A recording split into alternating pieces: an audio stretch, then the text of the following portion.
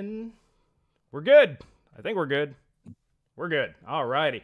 Well, hello, everyone, and welcome to the Good Old Gamer. This is the event all of you guys have been waiting for since when? Probably 2017? Pretty much since Vega came out and regular Navi kind of didn't really hit the mark. So I think this is going to be the big show that all the AMD fans have really been waiting for. And of course, I am joined today by my good friend, Celso from Coreteks. Celso, welcome once again, my friend. Hello. Your sound just came in as the stream started for me. I'm not that excited, to be honest. Meh. Not that excited. Well, I think most of the other people would disagree with that statement. I mean, do you already have like an RTX 3080 or something? Maybe that's the reason why you're not super excited. No, I'm joking. I have a 1080 Ti. As many people probably do. All right. Oh, your setup is looking really cool. Yeah, thank you. The lights. Yeah, we're going all red today. I got kind of the RGB over here, and I got different colored lights on this thing over here. I need some green ones. I got red and blue, and I got these green ones from Walmart, and they're like way too bright. It's not so good, but yeah. So I think when I cover AMD stuff, we'll go red. Talk about Intel, we'll go blue. Talk about NVIDIA, we'll go green. So this way you can visually see what it is we're talking about, which is pretty cool. Nice. And I'm not seeing any GeForce boxes in the background, so NVIDIA hasn't sent you a check, have they? Well, I keep those in the closet. I keep them in the closet, to be honest with you. It's my shame, you know, when they say coming out of the closet, mine's just NVIDIA boxes. No, I'm just teasing.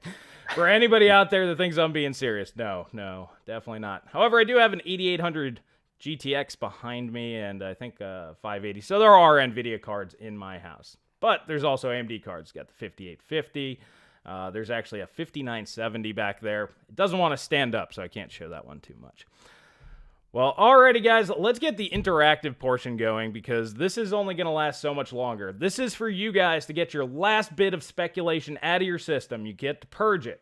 So if you guys, let me see here. I got to switch my camera. We're going to go over to the YouTube channel on the community tab, and this is going to be the poll, the last poll before RDNA 2 comes out. If the RX 6800 XT is at least as fast as the RTX 3080, how much do you think it will cost? And that is now posted, and we will check on this one live up until the event, and we'll see how many of you guys are actually right. So open up a second tab, go to the Good Old Gamer channel, just go to community, and you can see that. It's probably on most of your guys' home pages actually right now as well. All right, so switching on back. So I kind of wanted to start off with this. What is it that you want to see? Like, what do you really hope to see from AMD's event here today? That's a good question. I don't know. I think the features are what I'm most looking forward to, because the performance, I think we can expect somewhere around what NVIDIA did with Ampere. I don't think it will be that different. So I'm more interested in, if there will be like a DLSS competitor and streaming and all of those things. Because like, let's say they release about the same performance and it costs $50 less, but then you don't get all of those features that NVIDIA has. Yeah. I think I'd rather pay an extra $50 to get all of those things, like the machinima and the RTX voice. All of those things are pretty cool. I think people underrate how cool those things are. It's like the sort of thing that you only know that you need it when you start using it, and how useful it becomes. Yeah, I've been talking about that for weeks now. I think we even talked about that on the last live stream. It's real to me. It's definitely going to come down to features.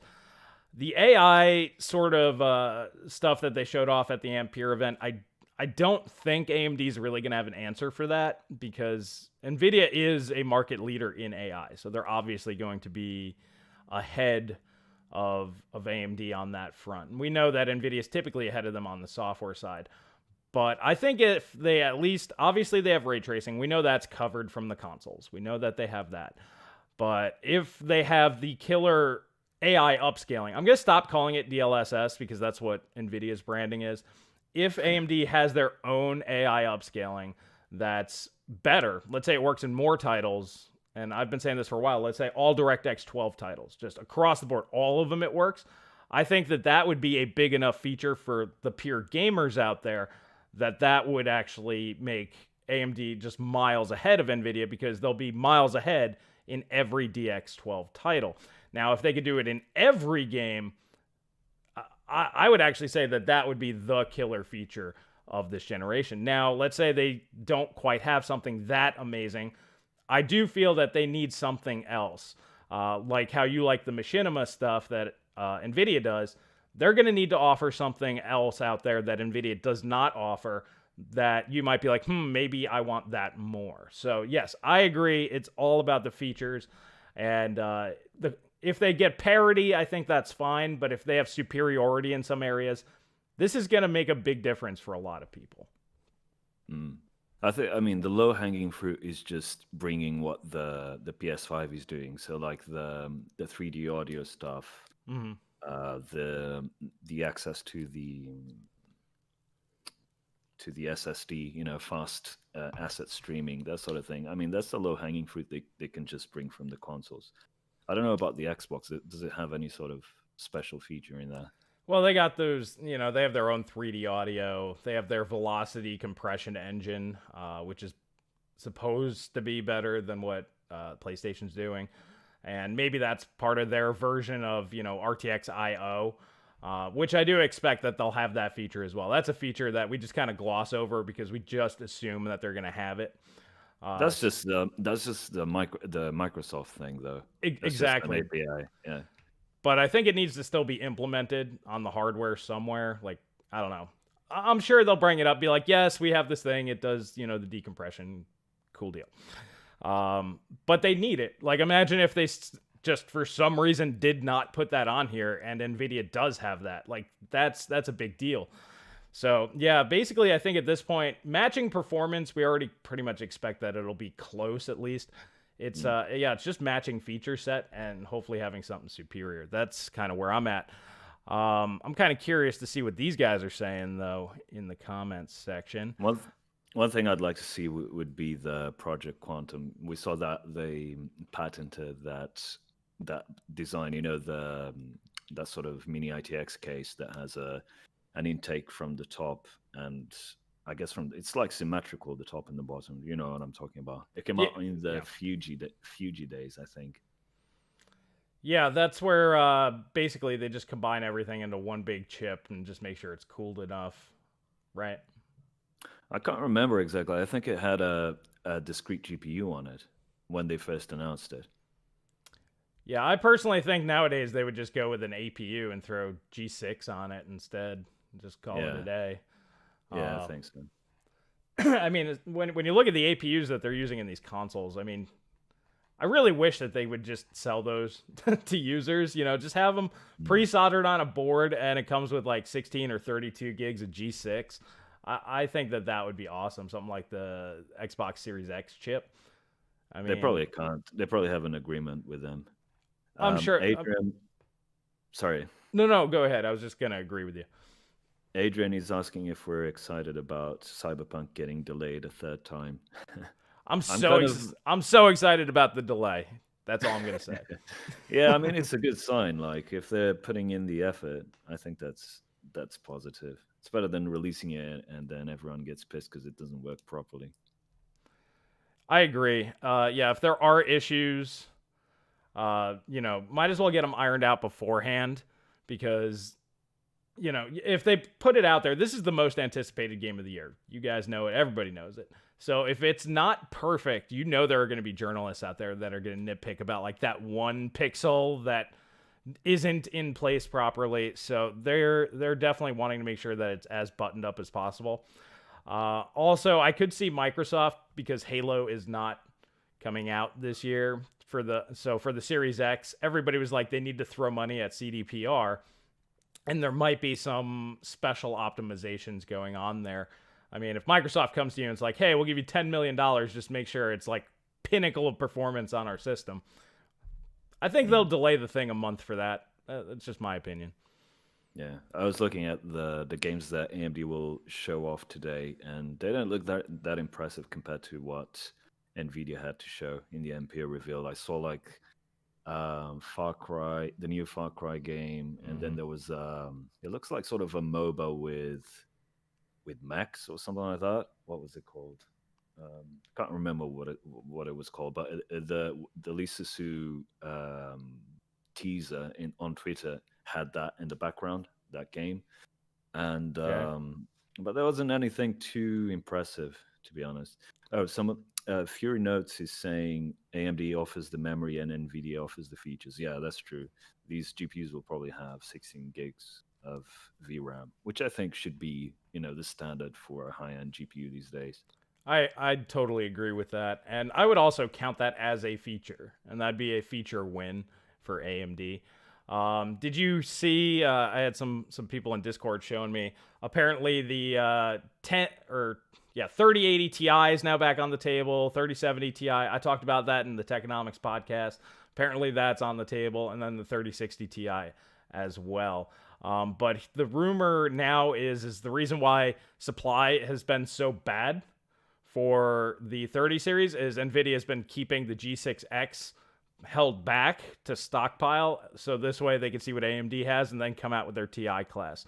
Are you buying that? Because I'm not buying that one. I mean, it's possible. How's the audio, by the way? Can you guys hear us equally okay? Just type in the chat how the audio is. And regarding that, I think I've been hearing a lot about there's like a shortage of this substrate. I put that in an article I wrote on Mhm. Cortex recently that apparently is necessary for like really large dies, and apparently AMD has a pretty good stock of that with TSMC because they can sort of allocate it for more CPUs, more GPUs, whatever they need, and Nvidia doesn't. So I think that's one reason. That could be the reason why they don't have enough stock. As far as them saving it up for the Ti versions, I don't think so. I don't think that's the reason. I think they just sell. They take the advantage they had of releasing it a month ahead of time to sell as much as possible if they could, especially Mhm. if they're releasing Ti versions, which will segment their own lineup. As far as performance goes, the Ti is probably going to be pretty close to the 3090. I don't think it will be faster, so it should be 5% slow or something like that. Have less RAM and then cost, I don't know, $1,000 or something like that. Yeah, that's what the speculation is. 12 gigs of RAM. I mean, honestly, there's only 10% difference between the two, so I mean, to me, cutting it, making it only 5% faster than the 3080 means it's not worth buying. It would literally need, to me, it would need to be a 3090 at $1,000 with 12 gigs of RAM for it to even be in consideration. But that's just my opinion. Yeah, I agree. And I guess it really all depends on what AMD has. I mean, I doubt, especially with how tight-lipped they've been about the XTX model, Hmm. because you and I haven't heard diddly squat about that up until maybe a week or two ago. It's basically been the Phantom GPU because they aren't sending them to AIBs, so the AIBs have no clue what's going on with this, so they can't leak it. Um, so I mean, if that beats the 3090, then there's no point in a 3080 Ti. There just isn't. They just need to come out with 7 nanometer because they can't go any faster on 7 nanometers or on Yeah, I on the haven't. 8 nanometer. I mean, People are asking about HBM. I haven't heard anything of HBM for consumer GPUs, but there is a Sienna chip with HBM for the Pro cards. So they could repurpose that for a consumer GPU if they needed it, but it looks like they don't even need to. The only other thing I've heard is that there's probably a liquid cooled version of the XTX. I don't know if it will be announced today or in a couple months, but I know that there's a liquid cooled version as well. yeah, it's AMD. So I would expect one. yeah, so that probably means they're going to be pushing the clocks until they get as much out of it as possible. Absolutely. All right, so we got our first super chat of the day. Carlos Eduardo, thank you for the 10 spot. Coreteks is talking about RDNA 2, high clock GPU since March in AMD's Checkmate video. Congratulations for your great videos. So that one's actually for you, my friend. I'll have to cut you in on that one. Thanks, Carlos, and abraço para o Brasil. I'm guessing he's Brazilian. I don't know. Not sure on that one. Let's see. Let's see where these guys are at. 3080 plus 10% is 3090. NVIDIA Deathblow. Yeah, I'm just gonna go back because they're still talking about the HBM stuff. It depends if it's needed. Like let's say they're right on the heels of the 3090, 2, 3, 5% slower, like super, super close. An HBM model may allow them to breach. And if that's the case, I would expect them to eventually come out with one. But like you said, it's basically just going to be a professional class card that they cut down, much like Radeon 7. So they'll probably have to wait until there's some bad yields and stuff on the professional cards, so it probably wouldn't be out for a while. But that's the only way that I could see AMD coming out with an HBM variant, is if it's needed to just give them that little extra push to gain the crown, the overall performance crown. But if they're too far away to gain the overall crown, I doubt that they'd bother. I'd like to see it. I mean, I missed the days when we had like really crazy GPUs. Like, remember the 295X2? Just slap two 290Xs into a board. How crazy is that? It would be nice to see a liquid cooled version, just because of just for the enthusiast community.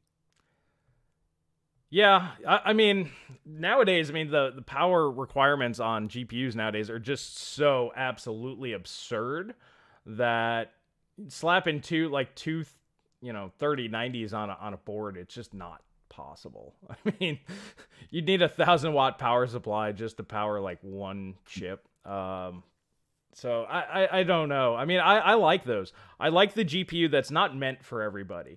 And that's kind of what NVIDIA was trying to do with the 3090. It's like, this isn't meant for the mass market. This is meant for like those 5 people that just don't care and they want the biggest and baddest thing possible. And personally, I've been saying this for a few days now. I think AMD kind of needs to do the same thing.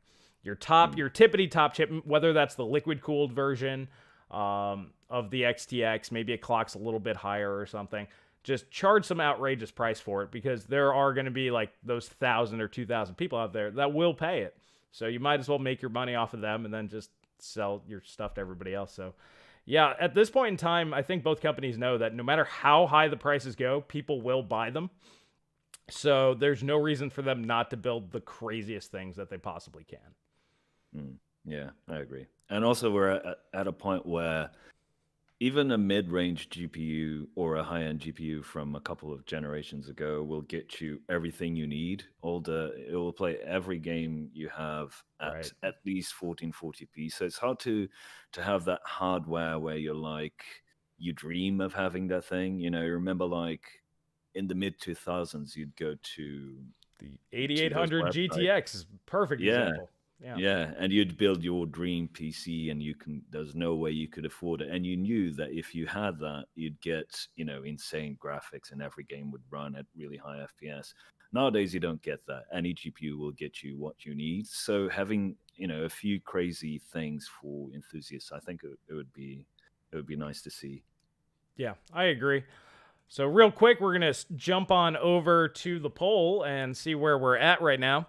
Okay, so we got 25% believe that if it's at least as fast as the 3080, and AMD will charge $599, which that'd be nice. And then 46%, so the majority think it'd be $649, so $50 less. I think I agree with that.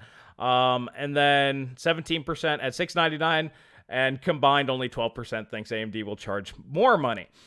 And the only reason why I put more money on there is because if AMD does have some crazy feature, like let's say they can DLSS, I did it again. If they can AI upscale everything, all games, that'll be a feature that will be worth charging a premium, because for gamers, a lot of people are going to want that. because then 4K 120, shit, Nvidia's trying to show 8K gaming is technically possible. I think like something like that could allow them to do that, but it's all going to come down to features. If it's just performance based, I think the 649 makes the most sense. What do you think? Yeah, I'd say the 6800 is probably 450, maybe 500. The XT, I would agree with 650. And then the XTX, if we see that today, so that's the 6900 XT, probably 999. The reason I think AMD is going to try and push prices as much as possible is what we saw with the new Ryzen chips. Even the 8 cores, they pushed it way beyond what they should be selling them for. I mean, it's a different situation because they only have the 5700 XT and the 5700 to fall back to if people can't afford these. But still, I think they're going to try and push for maximizing profits. So 450, maybe 500, 650, and then 999. Yeah, I'm thinking they're going to be equal in price. If not, I mean, if they're lower, $50 at most. So I think we all kind of are on the same page on that one, because unless they're completely outclassed in features. I mean, that's the other thing. If all they have is extra RAM, but and they got ray tracing covered, but they have no AI upscaling, no other reason to buy their card, then who knows? Then maybe they will be cheaper. That's why it's getting hard to talk about graphics cards, because they don't just do graphics anymore. So just being the fastest at gaming doesn't really matter. It's, are you the fastest at like all this stuff that I want to do? And it's so much more subjective than it used to be. Jim RPG in chat is saying there's no 3080 stock, so I'm guessing 699. That's a very good point. They can just use the fact that Nvidia doesn't have anything and just push the prices at least temporarily. Yeah, they could always drop them if stock shows up and just be like, "Oh, hey, discount." Yeah. Yeah, actually, that's a really solid point there. Yeah, I think I'm going to change my answer to that. You're not allowed. Hey, no. Jim, you got it, buddy. You got it. I'm pretty sure. It also has 16 gigs of RAM. Yeah, so, I mean, it does have, like, advantages. I like how nobody's questioning that. It's like 16 gigs. It's like we just talk about it as if they've already announced it.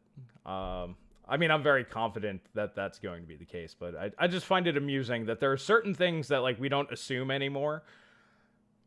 Well, the earlier today, Gigabyte, as they usually do, they had filings for their models, and it already says 16 gigabytes. So there's the Aorus Master Overclock, the Gaming OC.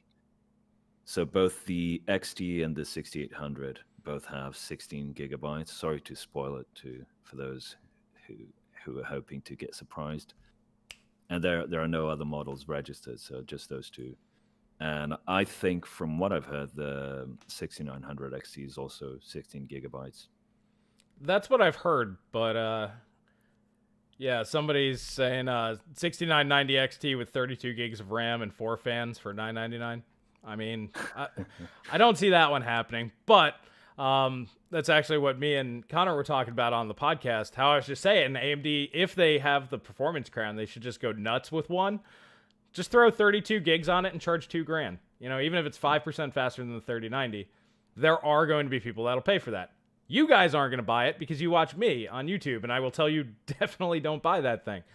But there are people out there that will, so might as well capitalize on them. Let the mega enthusiasts with the deep pockets get the coolest and whatever toys that you could possibly make for them.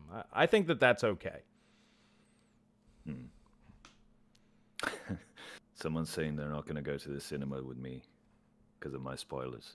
I was about to ask. I'm like, it didn't click. Didn't click for me. That's pretty good. I hate going to the cinema, actually, when people... Well, now it's a good time to go, but before the whole lockdown thing, people eating popcorn with their mouths open, oh man, that drives me insane. Just grinded your gears, huh? Yeah. All right, let's see what Sky Mage has. I do not see those 16 gigs VRAM as being a big thing because the memory compression of AMD is inferior to NVIDIA. Well, we don't know that. See, new architecture. We don't actually know that. So you're just making assumptions because it was inferior way back when. Sorry to interrupt you. In that article I posted last week, I think, I talked about a new technology that AMD has called MALL. Yeah. So memory access Low latency or something?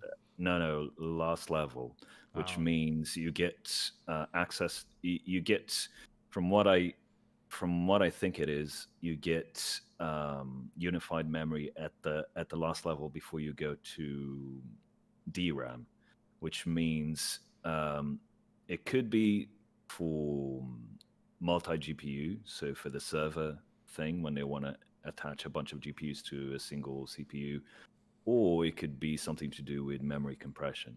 So, and there's been talk about the what's it called, the infinity cache thing. So I imagine we'll be hearing about that also.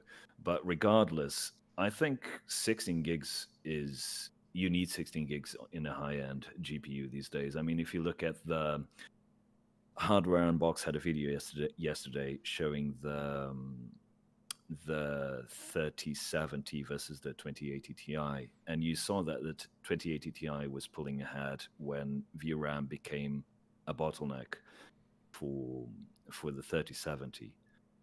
And we've had, GPUs with 8 gigs for ages now, for like, what, 7 years? This is the third generation where it's kind of on a 70 class on up. I mean, AMD had it on the R9 390, but they had no memory compression, so they absolutely had to have more RAM. But I think 16 gigs is kind of needed, at least for this class of GPU. I agree, especially if you want the card to last the generation. They obviously have the performance to do it, but if you don't have the VRAM, you're going to need to upgrade, sometime within this generation of console anyway, because they'll eventually outpace you. So, yeah, 16 gigs is the magic spot for me right now, regardless of compression. Even if AMD's a little bit inferior, they might actually be superior. Hard to say. All right, so we got Dano with the 100 SEKs. Do you think RDNA 3 and next generation Ampere will be a big step of a leap forward as this generation compared to last gen? I don't think Ampere 7 nanometers is going to be that big of a deal. It'll definitely be tweaked. It might be like Maxwell to Pascal, but without the crazy clock speed increases. So it'll be more efficient. I think that's basically what'll happen. And I don't really have any information on RDNA 3. You have any speculation on that before we jump over to the stream? From the little I've heard, it's not going to be iterative on RDNA 2. It's going to have quite a few new things. Yeah, that's about all I really heard was it's going to be another substantial increase. Most likely probably on 5 nanometer. That'd be my guess. And yeah, I mean, it could be another 50% performance per watt. So yeah, it could be just the same. I believe that RDNA 3 will be a bigger leap than Ampere 7 nanometer. That I can say. Yeah, I'd agree. So by the way, guys, we're going to be we're going to have a few comments while the live stream is going, but we'll try and keep it to a minimum so you can hear what Lisa is saying. Yeah, I'm trying to refresh. Keep saying it's premiering in 60 seconds. Come on. All right, so I got it up here, guys. I'll take down our little pictures and the webcam and stuff when it's kicked off. Let's see. They have 120,000 people watching, a bit more than we do. By the way, we have 1,000 people watching right now. There's only 200 likes on the video. Come on, guys. Before we start this, smash that like button. Tells YouTube that we're doing a good job over here. And then what they do is they give us a nice little pat on the back. And we have 3 dislikes. One is from Jay's 2 cents. The other one is from Linus. Who's the third one? No, I've been talking nice about Linus. I can't see him disliking me right now. But yeah, Jay, maybe DF. I talk good and bad about them, so I don't know. They're probably ambivalent towards me. All right, Premiere will begin shortly. Thank you for that, YouTube. Sorry, guys. I keep hitting refresh because sometimes these things get stupid. All right. So, Flavia, we'll go over the super chat from you once the event is over. I don't want to be talking over this too much, but let's see. Let me read this real fast. There's a countdown. Yeah, 2 minutes. Okay. Let me mute that real quick. Okay, so we can take care of this super chat. Thank you for the 5 spot, by the way. How can games outpace 8 or 10 gigabytes of VRAM if the consoles stay the same at 16 gigabytes of VRAM? Well, console settings will eventually become medium. They always do. So medium settings will use up what the consoles have, and then ultra settings will go beyond that. So that's how you get beyond 8 and 16 gigabytes. Do you have anything to add to that? I'm not sure if I understood the question, but the console has a unified memory system, so that it's not equivalent to what you get on PCs. Well, there's that as well. But maybe I misunderstood the question. Well, basically what he's saying is, like, how can, the consoles have 16 gigs of RAM, like 3 or 4 of that system memory. So they really only got like 13 gigs of RAM. Plus, they still have to load in game data just like regular games, which they usually get that down real low. So that's probably going to take up about 4 gigs. So they really only have about 9 gigs most of the time. I mean, each developer can tweak it however they want, dedicated towards VRAM. So yeah, technically an 8 gigabyte card should be able to match console settings. At least a 10 gigabyte card will throughout the generation. But like I said, PC games go beyond console settings, and that's why if you have more VRAM, you could take advantage of that. Yeah, that's a good point. Alrighty, guys. 20 seconds. Are you going to count down in the chat? I guess you guys are actually delayed a little bit, so it'd be kind of funny reading it. All right, let me get this audio back on here in just a sec. We're 30 seconds behind. No, it's because of the delay. All right, let's do it.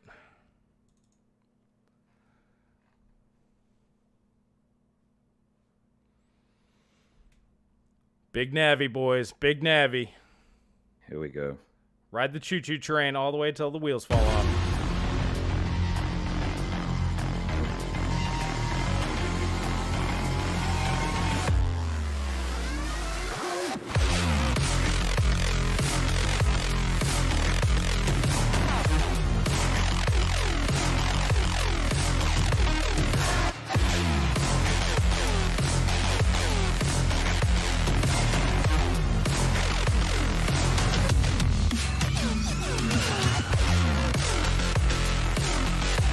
I thought dubstep was out.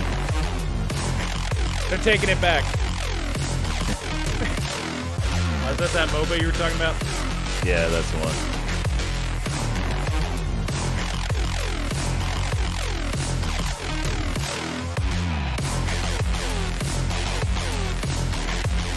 That's the dude from Breaking Bad. Yeah, I like how he's a bad guy now. Kind of makes sense. I don't know. I like the look of it. Looks nice. Yeah. I like it. Oh, where have I seen that chip before?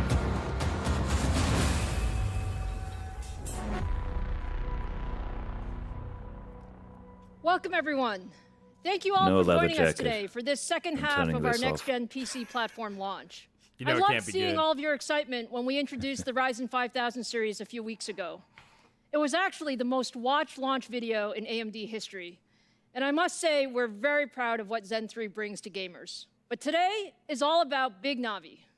I'm really excited to show you the new RDNA 2 architecture and our full stack of Radeon RX 6000 series products. As you know, we brought the first generation of RDNA architecture to market in 2019 with the Radeon RX 5700 XT. And with the combined launch of the 5700 XT and the Ryzen 3000 series, AMD became the first company to introduce a high-performance CPU and GPU together. And we delivered a winning combination of computing and gaming performance, including CPU and GPU of the year in 2019 from PC Gamer. Now, 2020 is really the year of the gamer.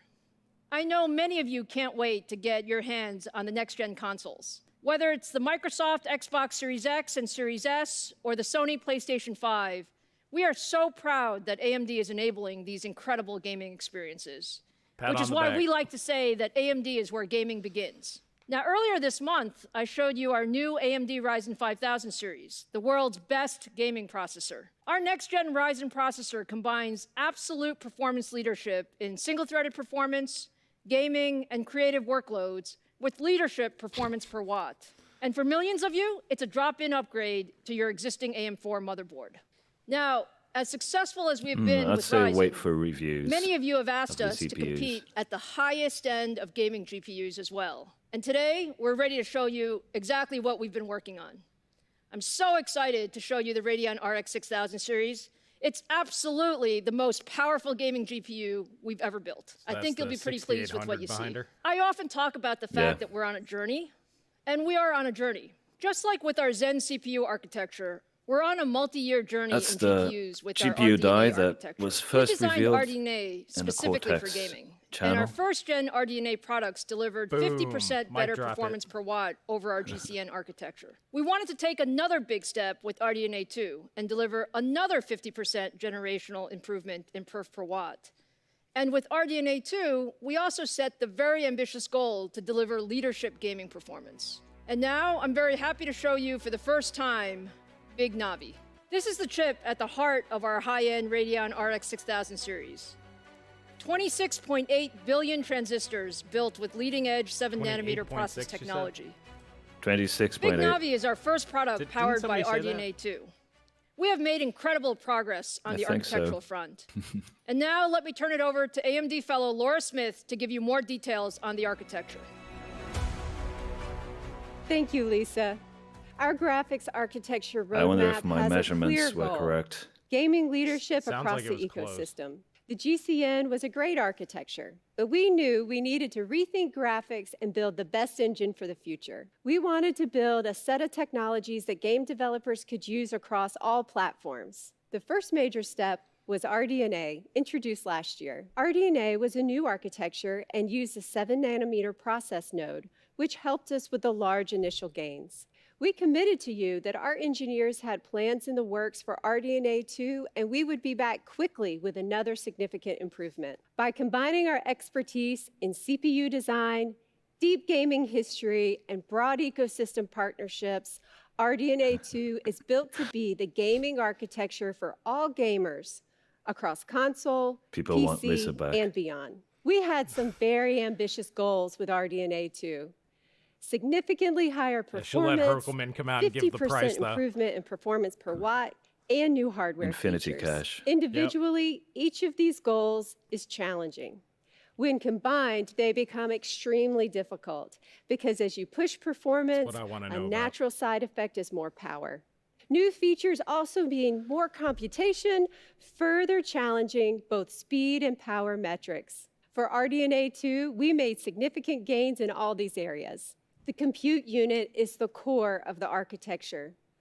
We advanced all aspects of the compute unit design, leveraging techniques first developed in CPUs. We deployed pervasive fine-grained clock gating, reimagined the pipeline to aggressively maximize performance while minimizing data movement. In combination, these elements made the compute units 30% more energy efficient, allowing them to be pushed faster. Gaming at 4K requires more data to be brought into the chip. The amount of data more than doubles as we move from 1440p to 4K. The more efficient the memory subsystem is, the higher fidelity the images are, and the more you can push the frame rates. It looks like they have We took a new approach to solving this technical challenge for gaming and deployed a graphics-optimized, high-density, high-speed cache based on the Zen L3 cache. We call this the Infinity Cache. The Infinity Cache minimizes DRAM bottlenecks, latencies, and power consumption.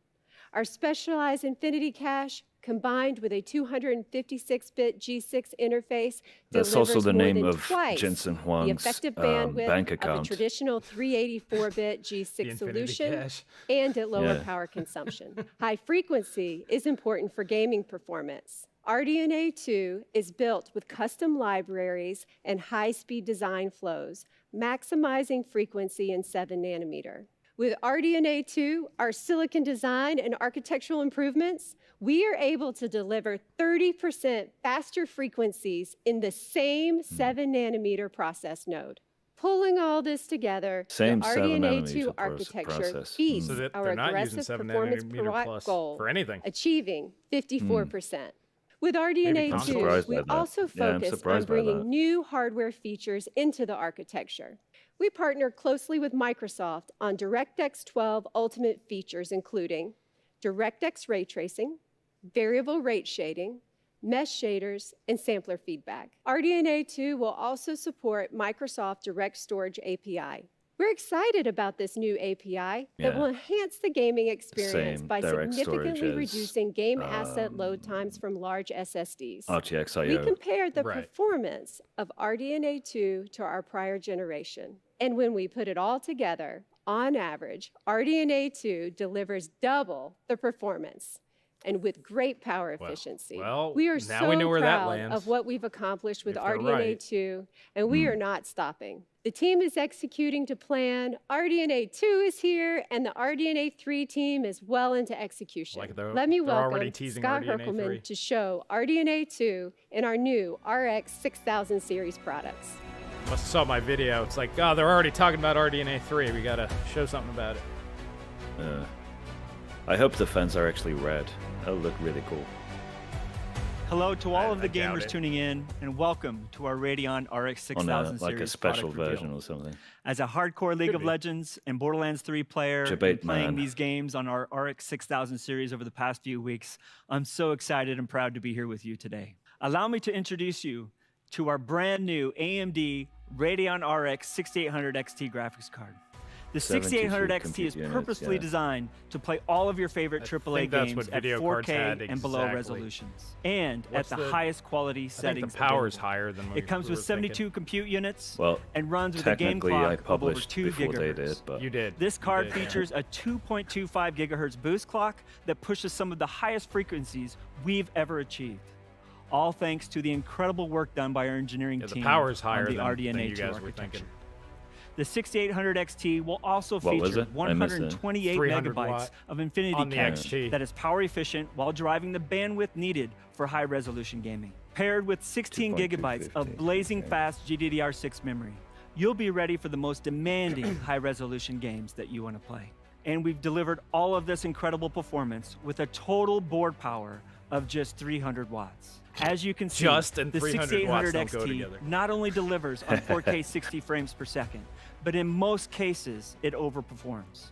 We've been maxing out all the settings in games like Battlefield 5, Borderlands 3, and Call of Duty Modern Warfare, and the performance has just been awesome to experience. Let's take a look at how the 6800 XT competes head-to-head against the latest offering from the competition. 3080. Here, we compared their best API scores to our best. Yeah, I'm betting it's going to be the best versus the best. And as you can see, the 6800 XT trades blows and has some significant wins across a variety of titles. And it does all of this at less power consumption than the competition. For the 1440p gamers out there, we have some great results for you too. Over the last several years, more and more gamers have adopted 1440p monitors as their display of choice. Here are the same games we showed you before, running the same best versus best API scenario at 1440p resolution. I personally love seeing so many games running at over 100 frames per second with all of the settings maxed out. This is just an incredible amount of performance. It looks like they're better. All in all, the 6800 XT is a fantastic choice for enthusiast gamers. We even have more performance we are delivering with 2 very cool features. The first is a one-click overclocking button we've built into our Radeon software package that we call Rage Mode. Now, Rage Mode automatically takes advantage of the overclocking headroom built into your GPU to give you every bit of performance it has to offer. And the second is made possible because of the fact that only AMD can deliver both high-performance processors and high-performance GPUs. We call this new feature AMD Smart Access Memory. AMD Smart Access Memory unlocks the greater amount of high-speed memory from the AMD Radeon RX 6000 series graphics cards to the AMD Ryzen 5000 series processors, and it delivers additional levels of performance in games. Simply pair these components with our 500 series chipset motherboards. NVIDIA was enable already the setting in the doing BIOS, this, though. and the performance uplift becomes they're gonna automatic. market it. When you buy combine our AMD CPU Smart with Access our CPU. Memory with It's the smart. one-click overclocking of Rage Mode, you'll get a boost in performance in many of the games you love. We're seeing up to a 13% I can't say much, but I can tell you that increase. the auto And that's before overclock game features developers have begin to optimize improved for this new significantly capability. recently. Now, we And know I'll a leave lot it of at you that. absolutely love frames per second performance just like us. However, we can also improve the game experience by reducing latency. The differences of milliseconds of latency in a competitive game can be the difference between a major win and a major loss. Last year, we pushed the industry to recognize there was a better way to provide competitive gamers with less latency from mouse click to the screen, giving competitive gamers who own the RX 5000 series a serious leg up on their competition. Today, we are pushing the boundaries again and further reducing latency in competitive games for even better results. Combining the latest implementation of Radeon anti-lag with the FreeSync monitor can reduce lag in your DX9 and in your DX11 games.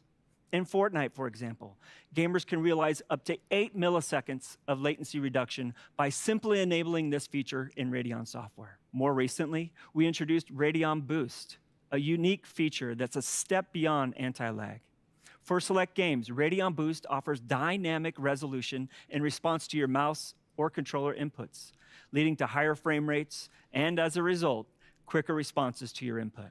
Both Radeon Anti-Lag and Radeon Boost can be enabled via the Radeon software that comes with your graphics cards, and neither of them require a proprietary API or a game integration to provide latency-reducing benefits. As you can see, the combination of these technologies can contribute up to 37% latency reduction in highly competitive games like Fortnite running at 4K.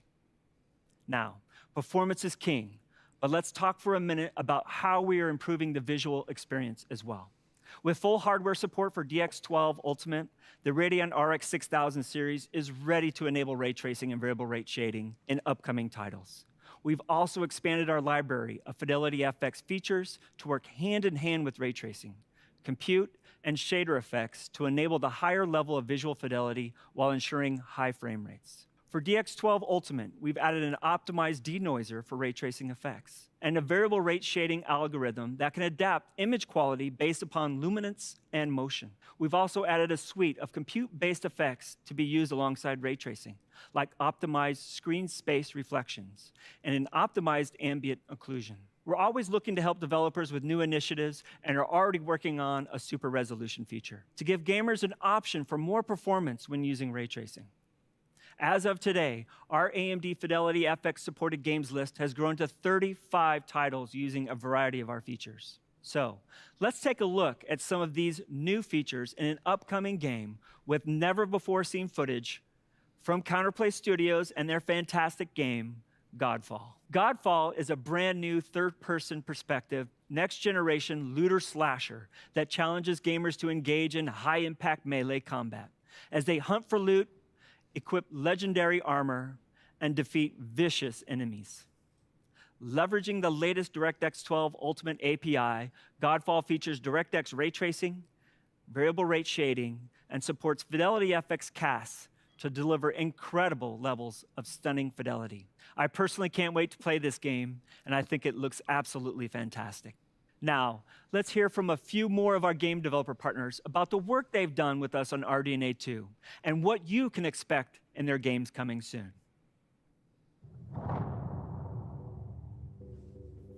I'm here to talk about Far Cry 6 and some of the new technologies we've been collaborating with AMD on to make our game the most immersive and beautiful Far Cry ever.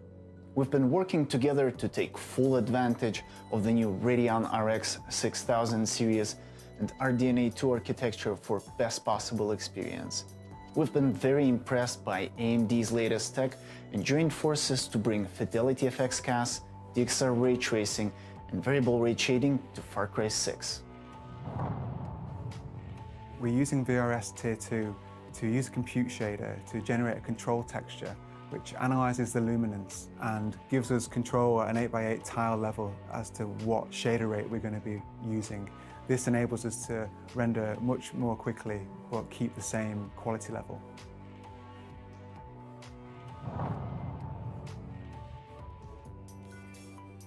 We're excited to team up with great partners like AMD to bring some new features to World of Warcraft.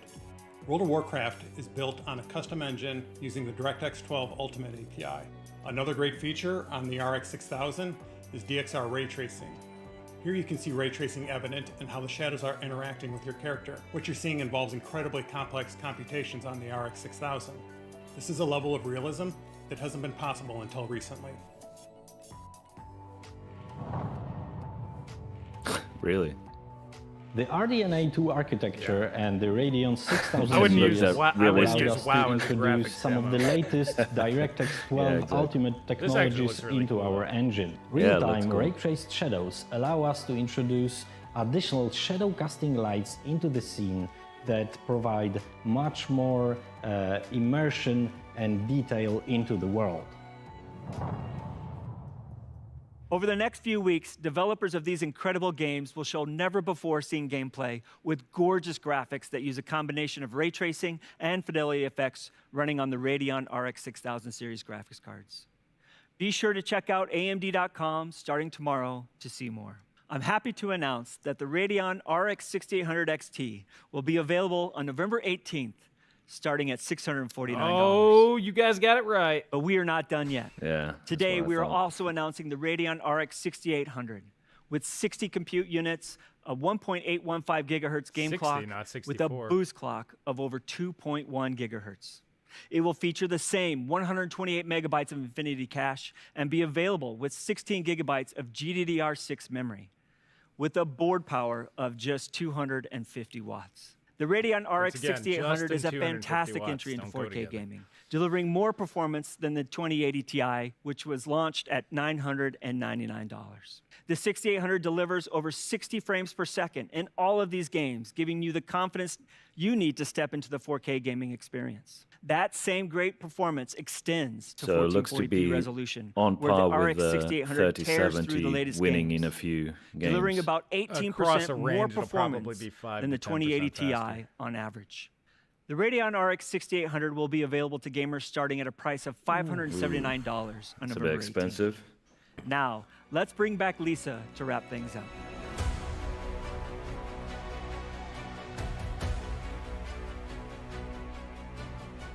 One more thing from Lisa. Let's hope so. Thanks, Scott and Laura.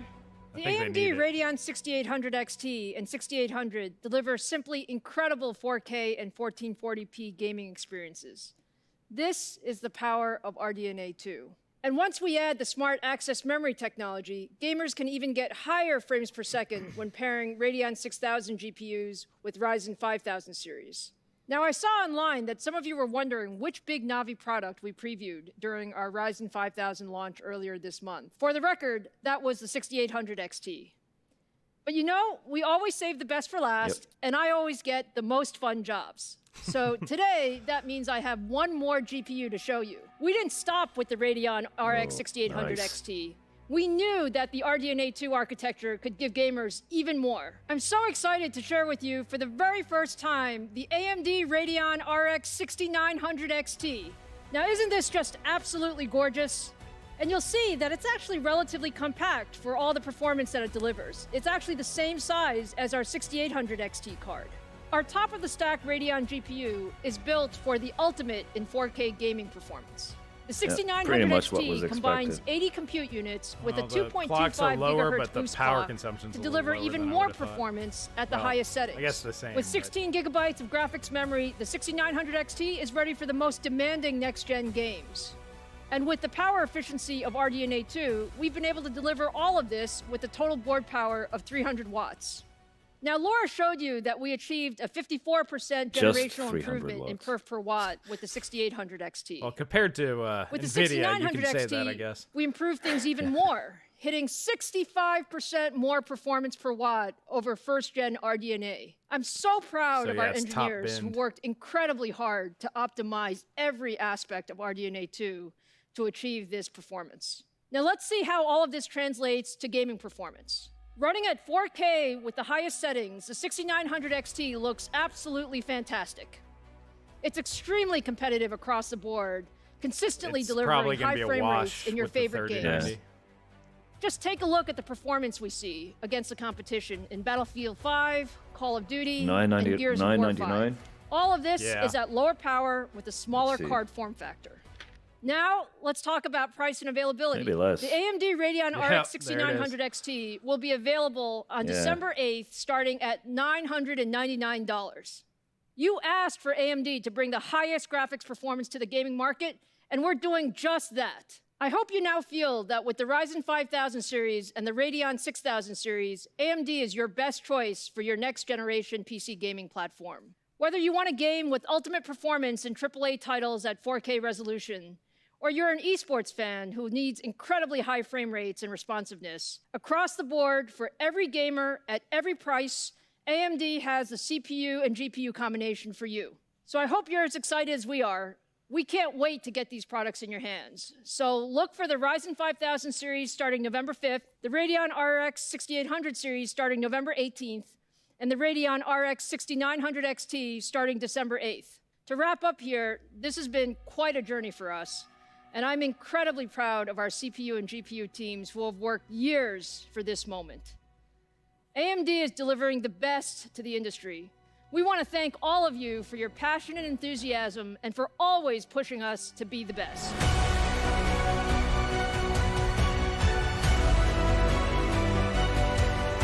All righty, guys. Okay, so it's official. It's officially official. And looks like on pricing, everybody was pretty close except for that 6800. I got to start with that because that... AMD's getting overly aggressive, you think, a little bit?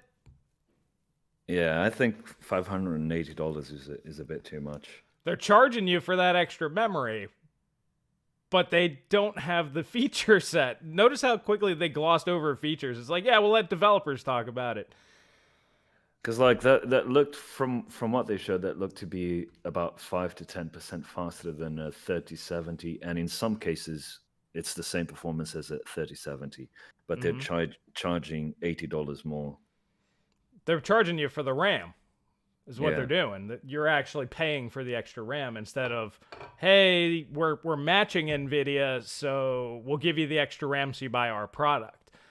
I don't think that's going to go over well. Now, once again, going back to, what was it, Jim's comment earlier... if NVIDIA doesn't have any stock, though, will these still sell at that price? They probably would, I would think. Yeah, I think that's probably the strategy here. But if there are 3070s available at MSRP, I don't think this 6800 stands much of a chance. No. Now, the 6800 XT looks pretty solid there. It's cheaper. It has more RAM and should basically be a wash across, Steve's 34-game test. I'm assuming it'll be like within 1 or 2%, one way or the other. Yeah. Exactly. So I think that'll actually do pretty well. Yep. And 300 watts. I mean, it's pretty much the specs that I posted on that article a couple of weeks ago. So it's not too surprising. The 5800, the 6800 is the one that has a few less CUs, and but it's pretty much the same. Yeah, I'm surprised they cut it all the way down to 60. I mean, there should be no difference between 60 and 64. I guess they wanted the performance gap to be wider, but it's what, $80 less than the XT variant. It's like it could be closer in performance. I think it would have been fine. So yeah, that's just kind of a strange choice in my opinion. One thing I found a bit disappointing was the shroud on the 6900 XT. I know I'm nitpicking, but I was expecting something a bit more special. Well, I wouldn't be too surprised, like I said, if like I said before the event happened, if AMD got close to the 6900, which looks like, the 3090, which looks like they're going to be kind of a wash once again on Steve's 34 game test. I'm assuming within 1 or 2%. Either way, they might have, like you said, either maybe a special edition liquid cool that'll come out that might push the clocks to that like 2.4 gigahertz that we were all expecting, or somewhere in that neighborhood. And then that might beat the 3090, and then they'll charge like $1,500 for the thing. Or like I said, if they throw 32 gigs of RAM on it, they could charge $2,000 if they wanted to. So I also thought it was surprising there was not a lot shown about ray tracing. I was expecting a bit more on that. Yeah, they actually just kind of glossed over it. Like Herkelman was like, we got all these Fidelity FX featured, and he's talking about like screen space reflections, and then he's like, oh yeah, and of course we got ray tracing, and like that was about the extent of it. So that's the biggest disappointment to me, is the feature set. And this is gonna make things extremely difficult, because the cards look good. They're not priced great, but they're not bad. Like the 6900 is obviously a much better value than the 3090 if raw performance is what you're going for. But, like the 6800, I can honestly say for right now, from what they showed with their optimized benchmarks, that to me is a bad value. If you can get the 3070, that's going to be better. And then you throw the features on top of that. I think NVIDIA's got it kind of in the bag overall as my big overarching recommendation, because they didn't mention one thing about AI upscaling. The biggest win, I would say, was the Infinity Cache. And I think we need to talk about those two things separate: features and then the Infinity Cache, and we'll separate those two. Yeah, I'll have, obviously, Chris will agree with me. You'll have to wait for actual reviews. But right. as far as first impressions go, I don't like the pricing on the 6800 for what it is. Mm-mm.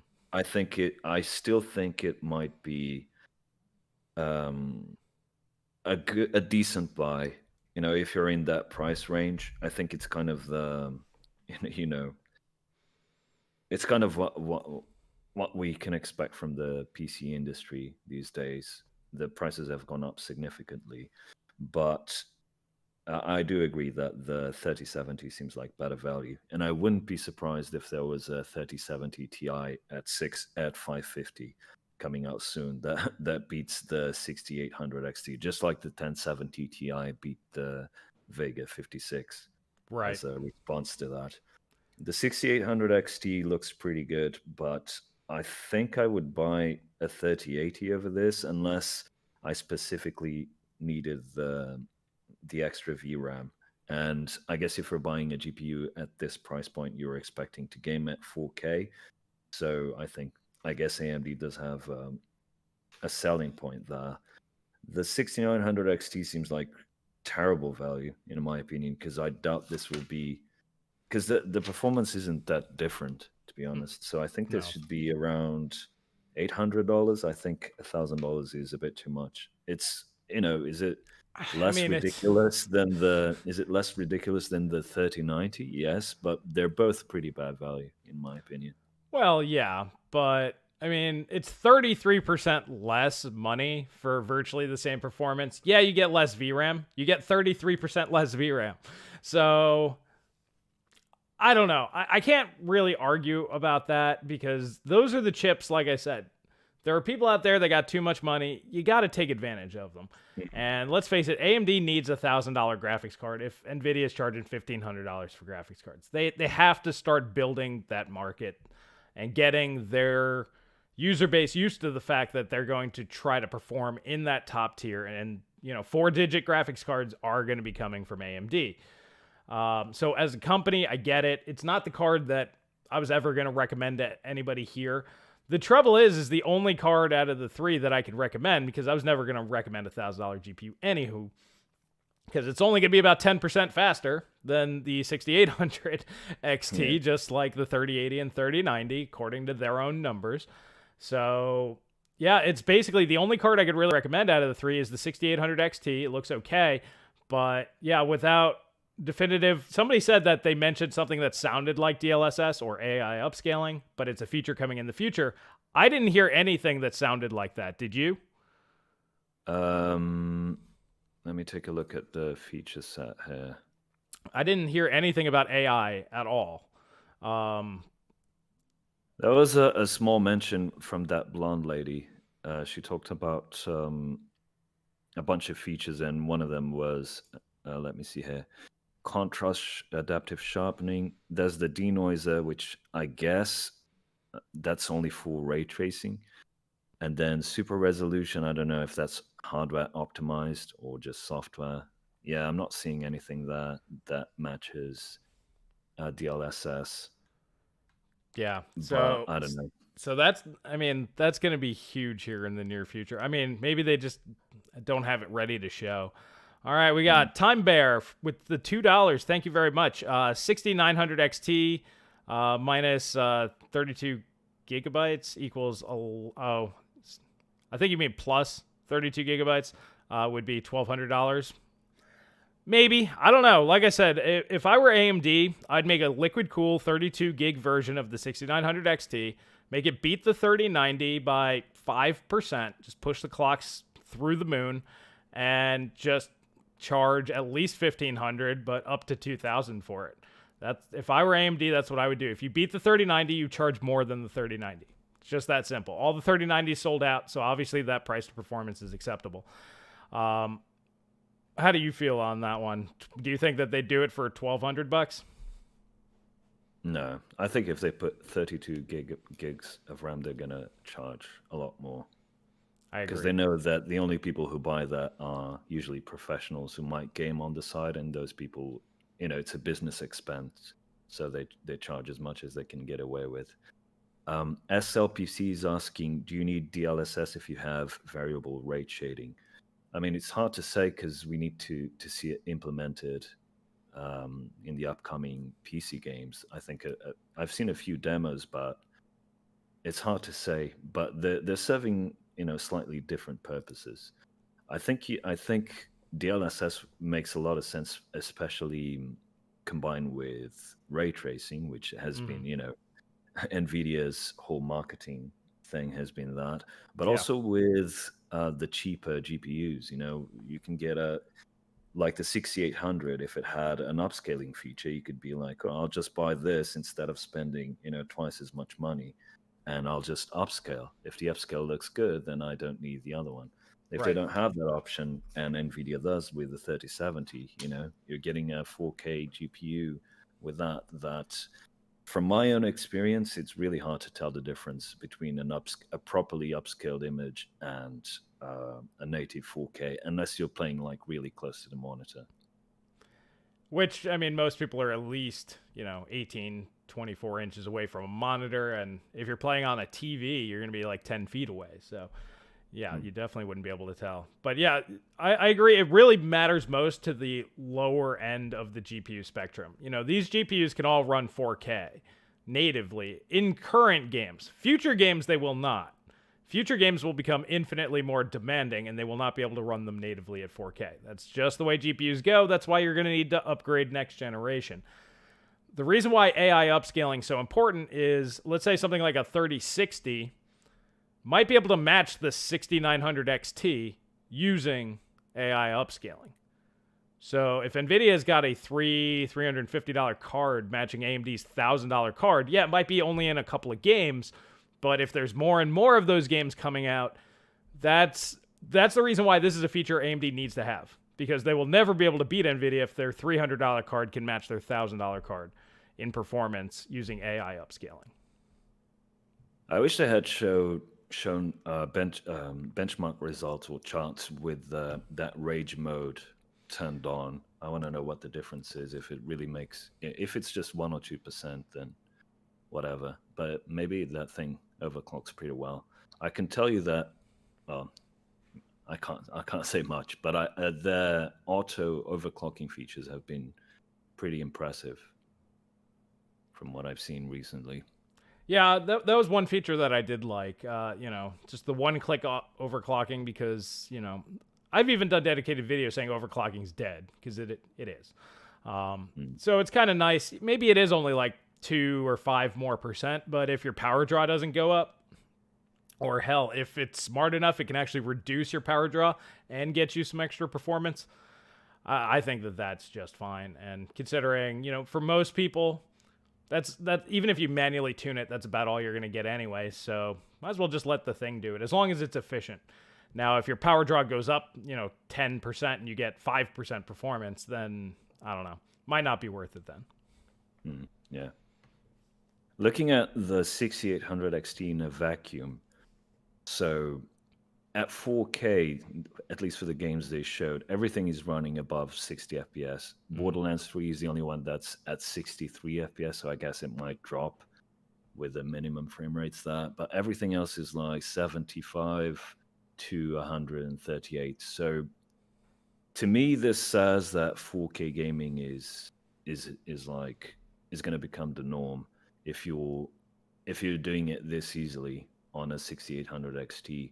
I mean, Doom Eternal is pretty optimized, but let's see. Check out like Battlefield. Those usually aren't that. Yeah, Battlefield 5 is 113 at Ultra. That's pretty impressive at native 4K. And what else? Forza, that's easy to run though. Gears of War 5 at 78 FPS. That looks pretty good. Resident Evil 3, I have no experience with. It's a pretty light game. It's pretty easy to run.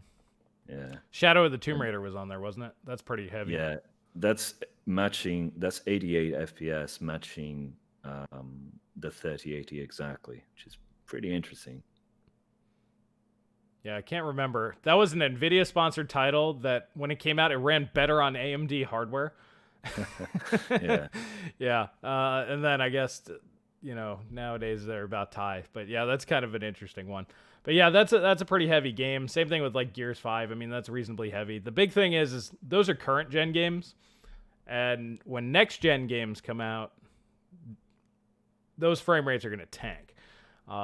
Because they're just going to become visually far more dense and feature rich. So, but at the same time, this is also the architecture that's in the next gen consoles, and these are obviously faster, with the Xbox only having 52 CUs, and it runs at 1.8 gigahertz. Even the 6800 non-XT is technically superior to the Xbox One X.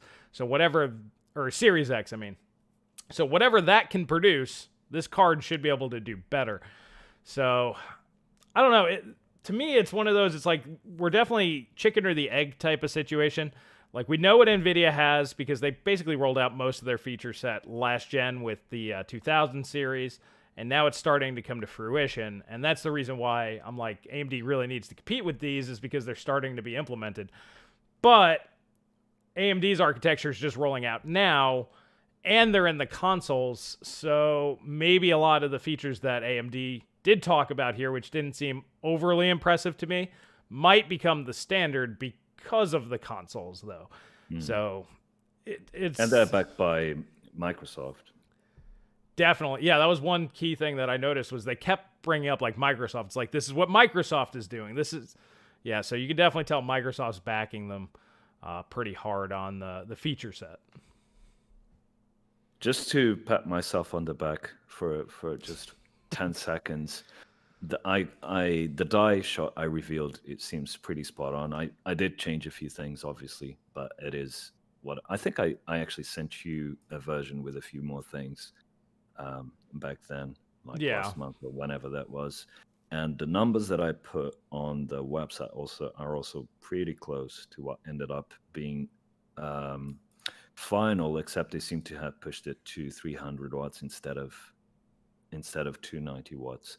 The one thing I did get wrong is the process node, which I was convinced it was 7 nanometer TSMC 7FF plus, but they said the same process node, so 7NP. With what they said. Yeah. Anyway, enough about me. Let's check the. Yeah, I mean, you're definitely right, and your calculations, I think you're off by 3 billion. You said 23 point something, didn't you? That sounds pretty funny when you put it like that. Well, you're just off by 3 billion. You're only off by 3 billion. I mean, when it comes to transistors at 7 nanometers, what's 3 billion between friends? It's fine. But yeah, so that means they basically matched NVIDIA transistor for transistor, though, this time. It's almost identical. Because NVIDIA is 26 and change, so yeah, that's pretty interesting. Obviously, they have the much more advanced process and higher clock speeds. The Infinity Cache, that was the next one. I was like, I remember there's one thing that we need to talk about. That's really impressive to me, because this whole time, like, everybody's like, it's 16 gigs on 256-bit. And before I heard about Infinity Cache, I was like, get the hell out of here. That's not even, just go away. That's not even possible. And yeah, they definitely made that work. And according to their slide, it uses less power than a 384-bit, but it does use more power than just a standard 256-bit bus, which, I mean, I guess that's a fair trade-off, considering you're basically getting 384-bit like performance. So yeah, that's pretty impressive, though, that they could do that now. I need to check the slides, but they were mentioning 128 megs of cache.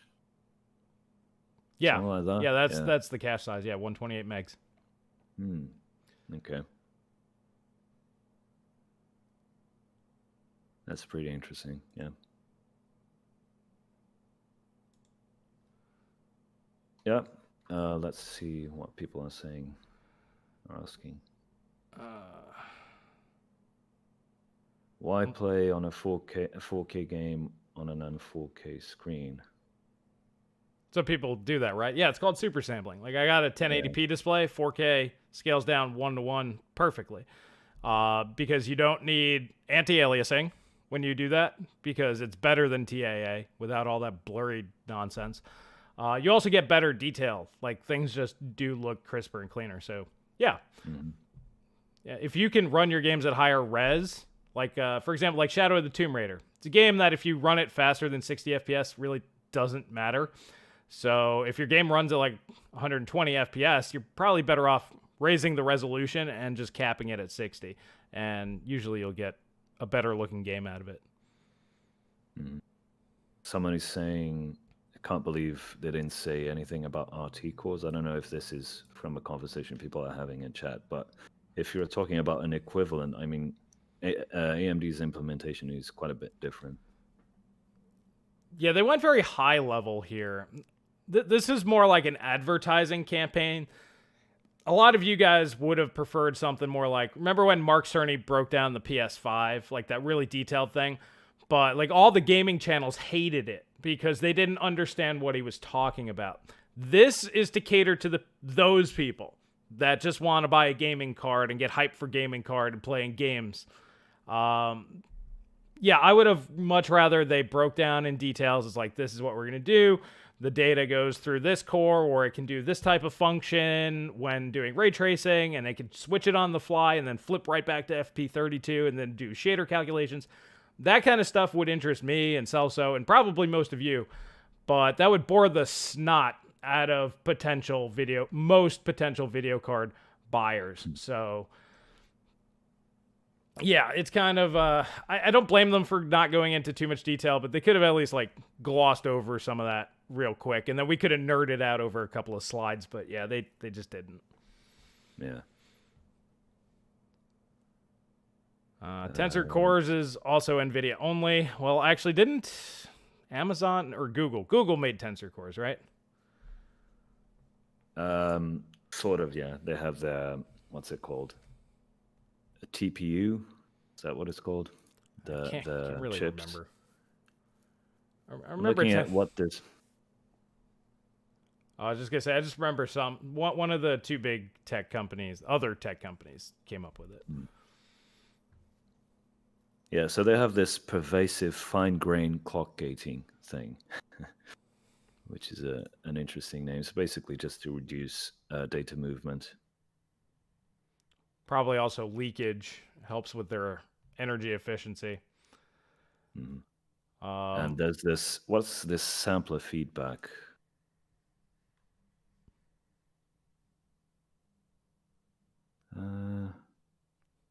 Bro, where's the 6700? Well, we all knew that wasn't going to come yet. That'll be Navi 22, which will like CES, you think? 3060 and Navi 22 CES in January announcement? Probably later. I'm thinking end of Q1, early Q2. We'll hear about the Navi 22 and Navi 23 GPUs. I think this bit it's speculation, but I think they'll just rebrand or reduce the prices on the 5700 XT and 5700 for the time being, and have that as a cheaper option. Well, I mean, if they knock 5700 XT to 250, I'd say that'd be pretty good. So sampler feedback allows game developers to get a better idea of what textures and texel blocks within those textures are being used, allowing developers to better manage what assets are in VRAM and what needs to be preloaded. So this sampler feedback thing sounds a lot like what the PS5 does with asset management.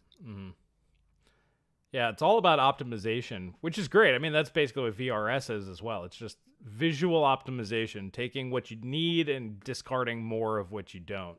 And it allows you to be more efficient with the hardware that you have. So, I mean, but the keyword there is allowing developers to better manage, which means this is a developer. This is on developers to implement, which means we'll see it in like 2 years from now. Yeah, I do like the little jab that Herkelman had at some of the features. It's like, that works in driver. They don't need to be implemented. But then once again, of course, they have their own. Somebody's just asking, RDNA 3 in 2021. Yeah, I would expect it to be out the very end of next year. Yeah. Another thing that might be interesting to discuss is AMD's emphasis on combining their CPUs with their GPUs, which obviously is a smart move. But they did mention that there's full access to the GPU memory from the pool of memory on the CPU or something like that. I'll need to see what they meant by that. It's got to be, the system RAM. I'm thinking what it is the IMC on the CPU is designed, probably optimized to work with RDNA 2 to send over PCIe 4. Maybe the data just faster.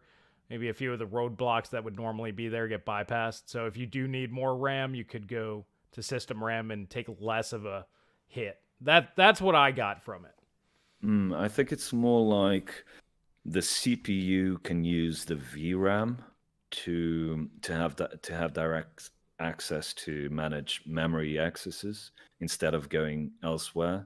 I think that's what they mean. So if you have a cache miss, you don't have to go to system memory. Instead, you can go to a faster memory on the GPU. I think that's what this is. I'm not sure. I'm also not sure. That'd be pretty cool, though. Yeah, access the faster memory. Maybe keep data pools there, so this way CPU gets its data faster and optimizes CPU speeds during game loads. Yeah, I can see that being highly efficient. They obviously optimize the crap out of this thing. Like I said, still only has 256-bit memory bus. I'm not going to let that go anytime soon. That is unbelievably impressive. Yeah, one game where this would be really interesting to test would be Flight Simulator, because because you have less of a memory fragmentation from moving from zones to zones. If all of the stuff you need the CPU can have it on the GPU. I'm guessing. I don't know how the game was built, but I'm guessing that would help.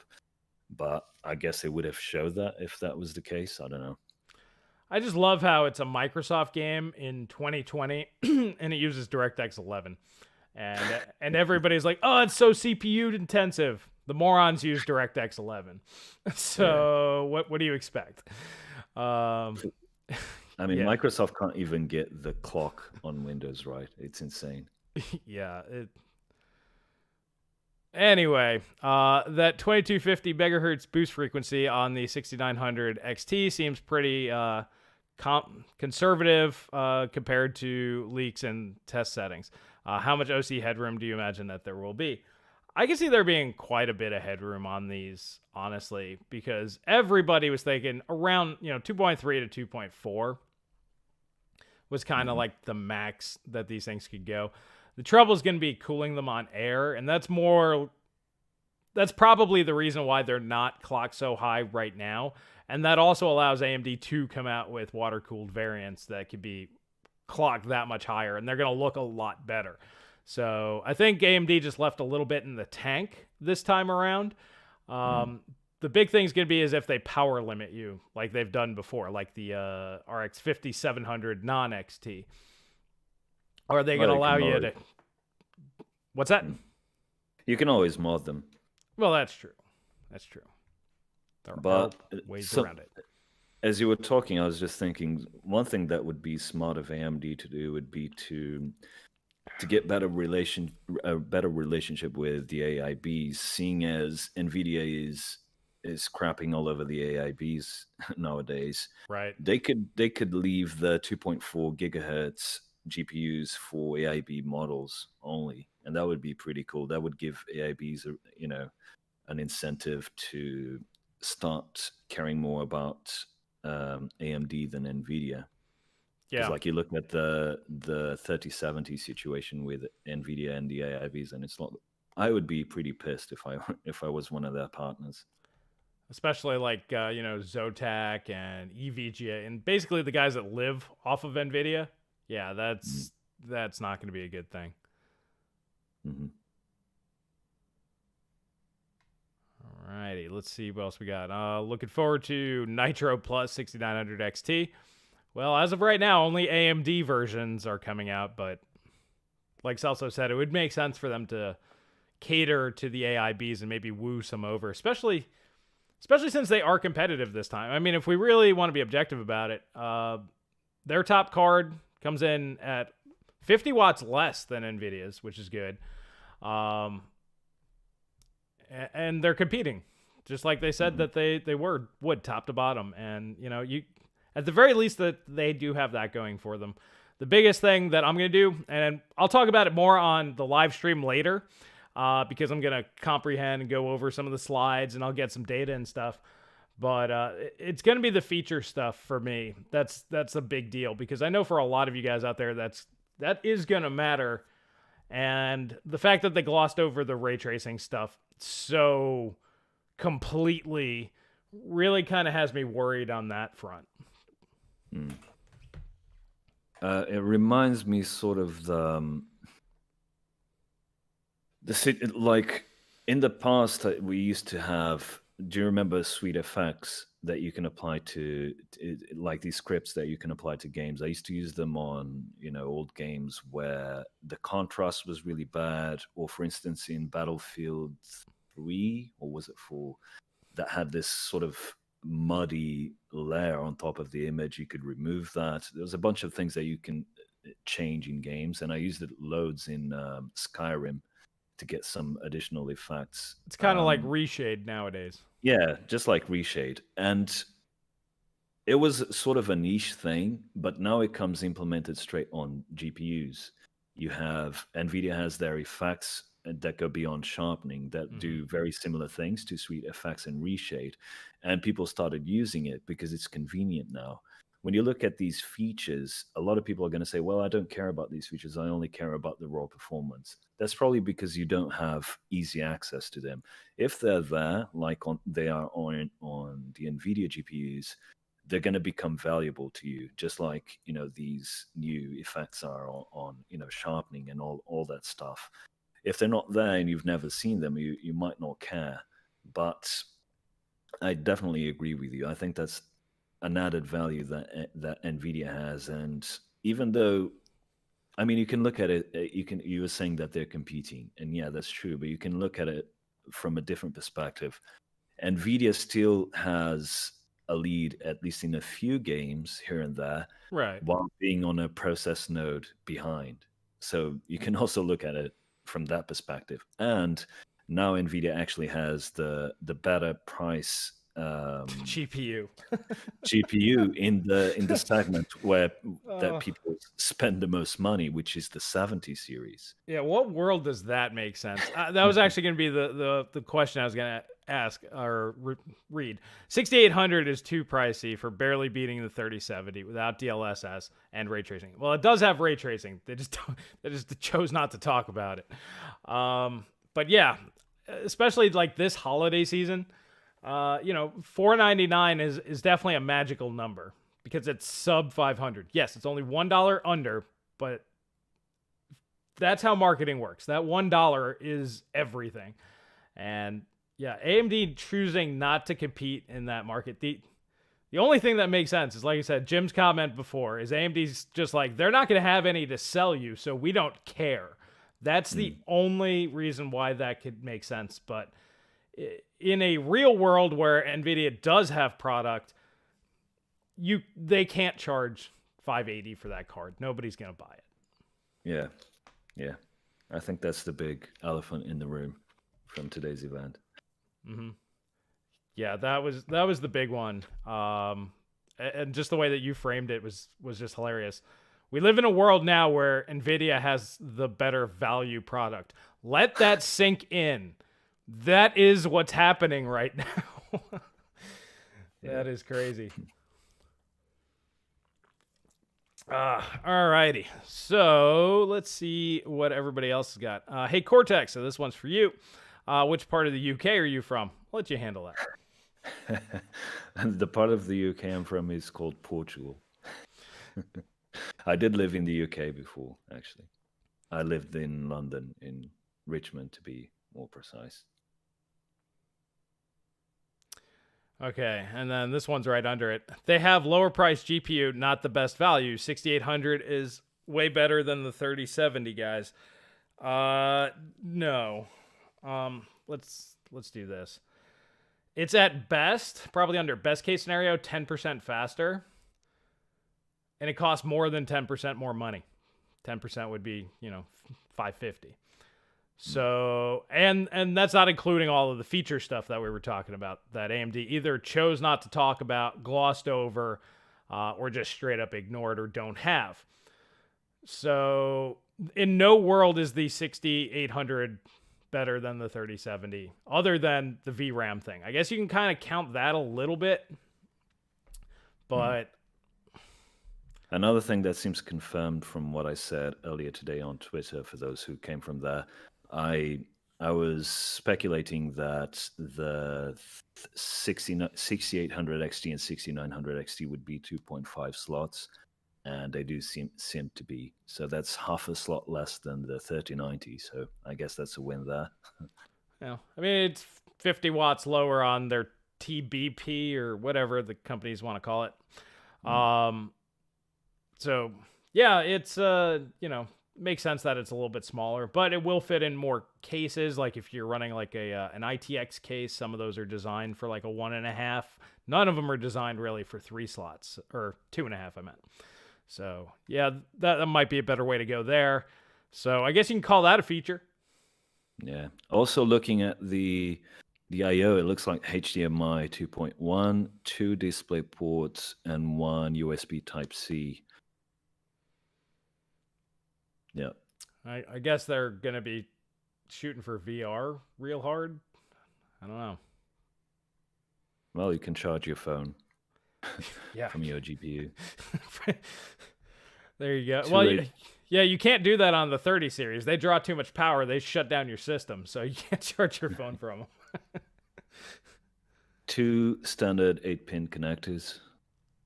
Which is nice. Mm-hmm.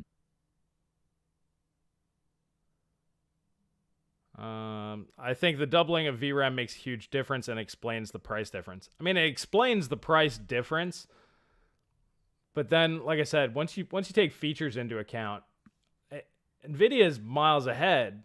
They didn't talk about anything of I can't speak. Nothing of substance in this one. All the stuff that they showed was just baked into DirectX 12, and so NVIDIA's got all of that. I don't know. To me, this is gonna be the big one. The RAM is nice, but it's not worth any extra money. I mean, because if it was the same price, I could be like, well, that's the feature AMD has. You get double the memory. And then NVIDIA's got all that AI stuff. But so you could kind of choose, but it's not the same price. Mm-hmm. Yeah, I agree. Also in the slides, the 6800 is being marketed as 4K 60, which I find interesting. Which I guess it is true. It is true, yeah. Yeah. I mean, it won't be 4K 60 Ultra in all games, but yeah, I mean, 4K 60 makes sense for that card, yeah. So hopefully we'll be seeing a lot more 4K monitors on the market at good prices, especially high refresh rate ones. Well, by the end of this console generation, that's going to be a thing, obviously. Since some games will run, their dynamic 4K or their DirectML 4K 120 on the console. So it's definitely going to start becoming a thing. I bet you CES 2020 this year, that's all you're going to see is 4K 120 and 144 displays. Mm-hmm. Yeah, I'm looking forward to this. And like MicroLED and all those new technologies. That should be really interesting. And now the last thing I guess we could mention is the release date. So it's the 18th of next month. So that's 2 weeks from now. No, 3 weeks from now, right? Yeah. For the 6800, and then a day after. No, the 6900 is then on. That was December 8th. December 8th, yeah, right before Christmas. So. Yeah. Anybody with a G-spot burning a hole in their pocket post-Black Friday, you know where your money's going. I did want to answer this question. This is from Danny Fall. He's like, good old gamer, answer this. Are you disappointed? You appear to be so. And overall, yes. Yes, I am. The performance is where we pretty much expected over the past couple of weeks with all the leaks that we got. I'm very interested in the Infinity Cache, mostly for APUs, because RDNA 2-based APUs will be much more efficient at using system DDR. If it's twice as efficient, basically like what they were saying, you get like a 2 times boost. That means DDR5 at 6400 128-bit would be equal to basically GDDR5 level performance at 256-bit at 6400 megahertz. So that's pretty good, and that should allow for some pretty powerful APUs. So that I'm pretty happy to see and interested in. But overall, yes, the pricing here on the bottom tier card is horribly disappointing, and the lack of competitive feature set. How do you feel? Are you disappointed, or are you kind of like, it's okay? I mean, it's hard to be disappointed when AMD is matching NVIDIA for once, but it's just the pricing that I think is on the 6800 that left a bad taste in my mouth, to be honest. I could see them charging $520, $530, but $580 is kind of ridiculous, but we've gone over that. Someone is asking, God of Pizza is asking, do you think that 1080p is going to die in the next 1 to 2 years? I don't think so. I mean, it's still going to be the most popular resolution because of laptops, and I also expect to see a rise in APUs starting from December this year, around that time. So it's still going to be around, but for enthusiasts, I think 1440p is the one that will probably die. I think people will just skip 1440p and start going to 4K. I agree. Yeah, I mean, if you look at the Steam hardware survey, the second most used resolution is actually 1366 by 768. And that's still in use at this point in time. So I just think that 1080p will basically fall into that category. And like Celso said, enthusiasts, once 4K, 144, 120, whatever displays, hit that like magical $400 or lower price point, most people are going to jump to it. Someone is saying, I love your videos, but I sense some NVIDIA fanboyism. Why are you saying 6800 versus 3070s at most 10% when it's 18%? I mean, that's maybe that's right. We only have a selection of games to go by, but the price difference is pretty significant.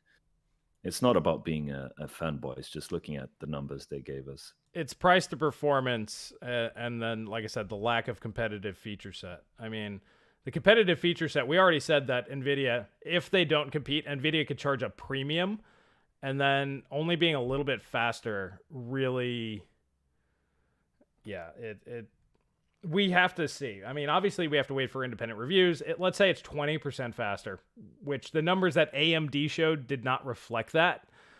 So I kind of take their numbers as best case scenario. Mm-hmm. But let's say somehow magically they screwed up. They lowballed themselves. They baited themselves. All right, if it's 20% faster, now you're not paying 20% more. That'd be fine. That would also make it maybe 10% slower than the 6800 XT. Okay, I mean, then it's all right. But if it's only 5 to 10% faster, which is very quickly, I mean, we just kind of glanced. We didn't do the math on it. But just looking at the graph that they showed, that was kind of the ballpark range that they were showing. That's not the best. That's not enough to be charging that high a premium. And BW Doughboy donates $2, and he's saying that the AIB models are going to be $50 more for what is effectively a 70 class GPU. Yeah, I mean, maybe not 50, but $30 to $40 more in some cases. 50. At least 20, I'd say. Yeah, it's going to be pretty expensive for a 70 class, which is typically a mid-range GPU. Yeah, it seems like that's where the big divide is here. Like, a lot of you guys think that it's justified from AMD, and we just don't feel that way. Yeah, I mean, you guys are making good points. Like Yazvar is saying, it's funny. A $500 2080 Ti is amazing, but an 18% faster card for 550 is bad. And yeah, that's one way of putting it, and maybe you are right. But personally, I think it's a bit too much, precisely because of what Chris said already. It just doesn't have the same features, and I think you guys are underestimating how important those features are. I want to just thank you, Alejandro, for the 2-spot. No question on that one, but thank you. Yeah, so I don't know where people are coming up with the 18%. That's where the next live stream is going to come in. Obviously, I'm going to look at the slides and do everything up a little bit different. My opinions could change between now and then. That's going to be more of a casual chat about everything that we've seen.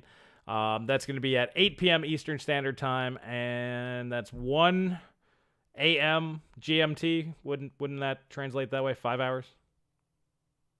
I don't know. Ask Google. I'm pretty sure that's what it is. But yeah, I mean, if it is 18% faster let me do the math on this. I got to do it. So you take... All right. So for 16% higher price, 18% faster with double the VRAM, that would be okay. But if it's only 5 or 10% faster like we initially thought, that could be problematic. So it really depends on how much faster it is. I guess I can be big enough to admit that it ultimately comes down to how much faster than the 3070 it actually is. Yeah, we need a bit more information. To answer a couple of questions in chat. Sorry, I missed the names, but someone asked about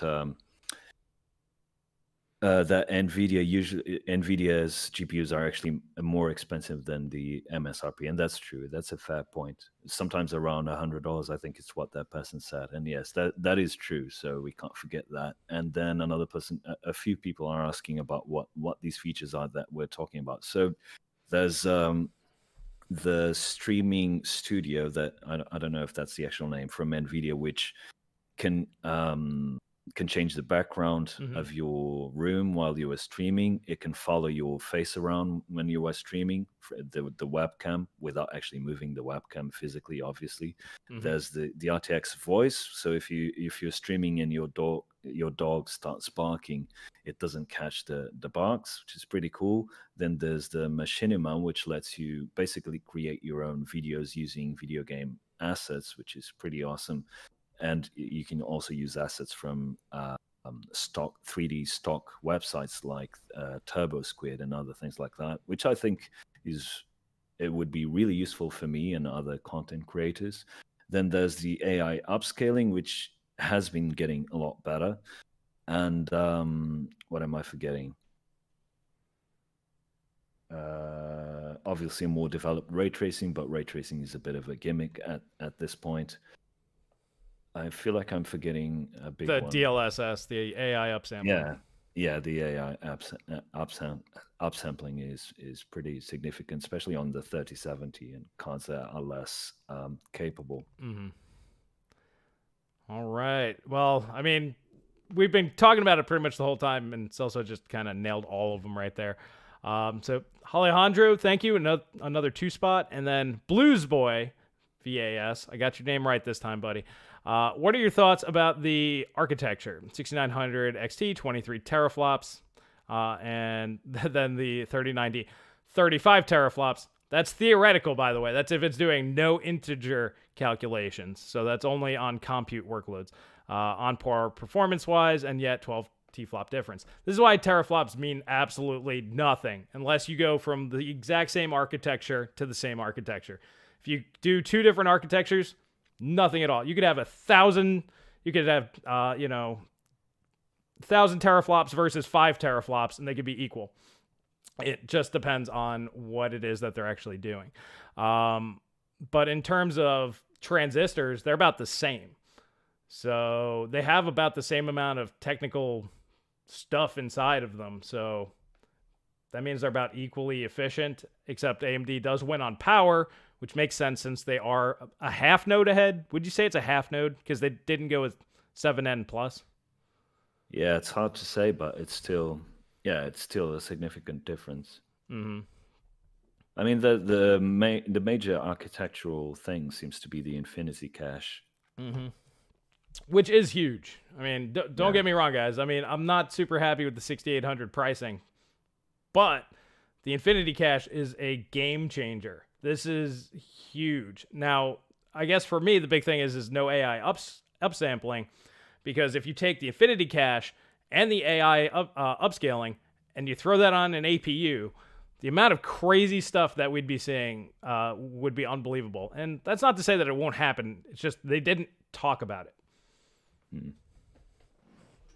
And we're getting 30% higher frequencies in the clocks in the same node, assuming they're not lying about the node. I'll still have to look a bit into that. So that seems pretty good. I mean, they've seemed to have fixed the voltage issues they had with RDNA 1. I'm looking at a die shot, the one they have on the official slides. It does seem to be plenty of room there for an HBM PHY. Yeah. So I mean, I think we all assume that there is going to be an HBM version, at least in the pro segment. So it's just whether or not that it comes down to the consumer level. Alejandro, he asked a question. So basically, AI DLSS is the feature set. Well, no, that's one thing, but most of it is AI based. And, I wasn't expecting AMD to compete with all of the creator suite stuff because that would be way too advanced. But yeah, basically all the AI stuff that NVIDIA is allowing their GeForce users to have for free is going to... It's game-changing in the fact that a lot of people can do their workflows will change because of it. It'll make work easier, things can go faster, which means people can be more productive. Basically, it makes and saves people money, and just by buying a GeForce GPU. That's why that feature set, to us at least, we're both creators, is worth actually paying more money for. Now, it's not going to be for everybody, but for a lot of people, it's going to be important.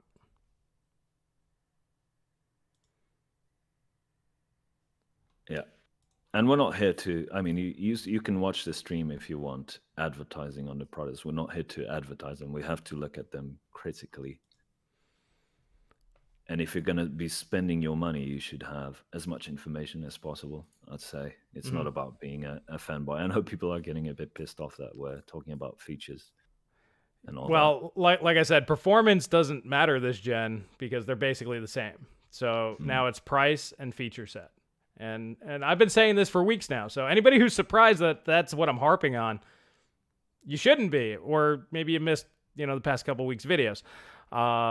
But yeah, that's where this generation of GPUs is going to be won or lost, is price and feature set, and always has been, really. All right, so Carlos, we got another 10 spot. Thank you.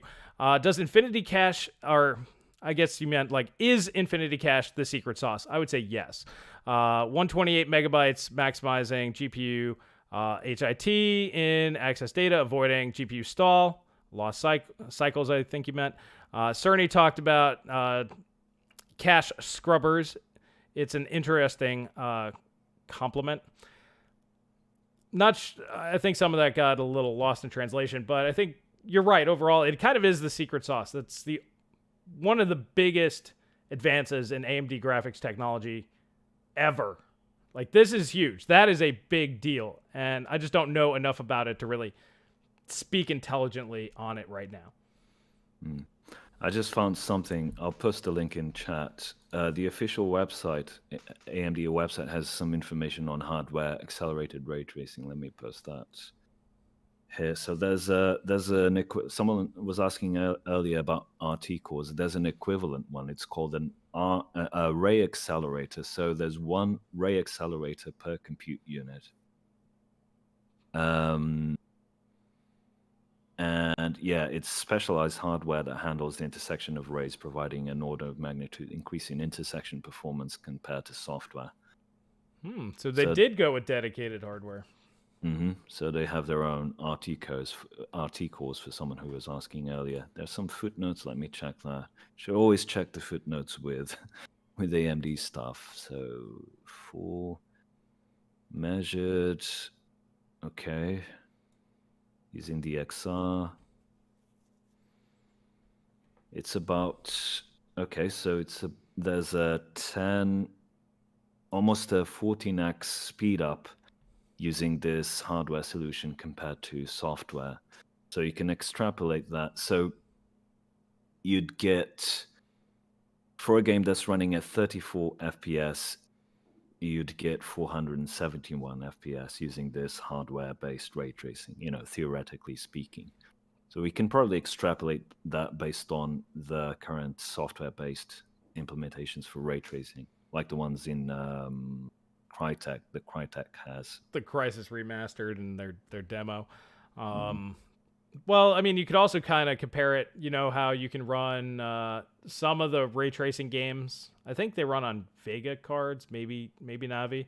I know you could do it on Pascal without, the ray tracing, but I think you could do them with Vega on up. And basically whatever, if you get 2 frames per second in that game with the ray tracing on, well, just times by 34, and then you get 70 frames per second. So to give you kind of a rough estimate, but I think they need to show us some data on that, but day one testers might be able to figure something out. Let's see if the Fidelity Effects page has anything new that we missed. All right, I'm going to go over some questions while you're checking. All right, so we got DLSS is way too big a factor to ignore for me. I agree. It's definitely something that has to be understood when you're buying these things. I was using AMD cards for years, but after seeing what AI can do to our game's performance, NVIDIA seems to be the way to go. Like I said, I mean, for me, my biggest disappointment is if AMD has a solution, whether that be DirectML or whatnot, and they might. Number one, they just didn't mention it during this event.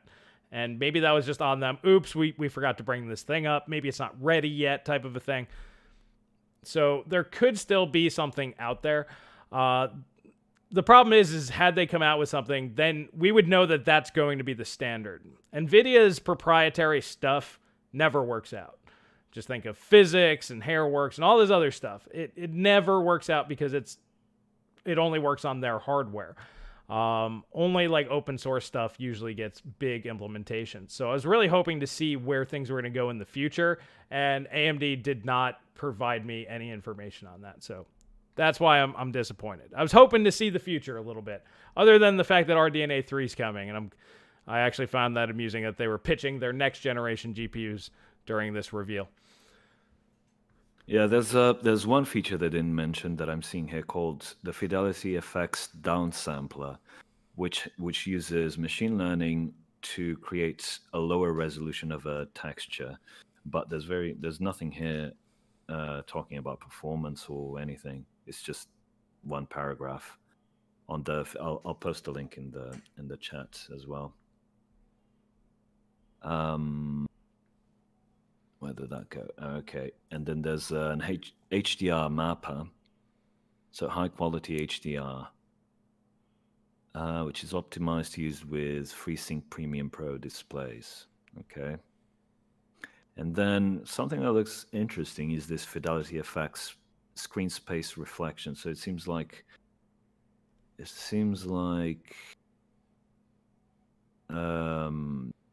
it creates a really cool reflections effect. It's not exactly ray tracing, but because it doesn't reflect things that are not in the scene. Right. But it looks pretty good. It looks better than the typical screen space reflections. I mean, which I guess is okay, but this generation we wanted to get away from screen space reflection. That's kind of, to me, I guess that's where like my disappointment comes in. It's like you're talking about stuff that we already have. You do things that we already do just better, which I guess is good, but I don't know. I'm kind of at the point, it's like I want to talk about stuff that we're not doing, and I want to see we are going to start doing. You know what I'm saying? Because these are in the next-gen consoles, and there's not going to be any next-gen games anytime soon. So I was really hoping to see like next-gen stuff now, like them tell us like kind of where things are going, and they didn't. And then there's a list of the developers using Fidelity FX, and I'm not seeing CD Projekt Red here, which is interesting. Yeah, well, I think Nvidia's got Cyberpunk on lockdown for PC. Yeah, and that's about it. Alrighty, so yeah, I think that's about gonna wrap it up for now. So later on this evening, 8 p.m. Eastern time, I will be doing another live stream. I've got to do a lot of reading, catch up, see what's going on. Maybe the 6800 is 18% faster, according to AMD, of course. I'll have to go ahead and crunch those numbers and check all of that stuff out. And then, like I said, we'll come on back, grab a few beers. It'll be a little bit more lively at that point. Like I said, unfortunately, this one, just that price point just hit me the wrong way. So, not super excited about it right now, but maybe after I dive a little deeper, we'll be amped up. So if you guys are at work right now and you're getting off later, please join me, grab a beer, and we will hang out. Like I said, 8 p.m. Eastern Time, 1 a.m. GMT. Once again, I want to thank my co-host, Celso, for joining me on the... this is the third event that we've done in the past couple months, isn't it? It's always a pleasure having you here, my friend. Thanks for having me. Alrighty, guys. So I will catch you guys in the next live stream. Bye-bye.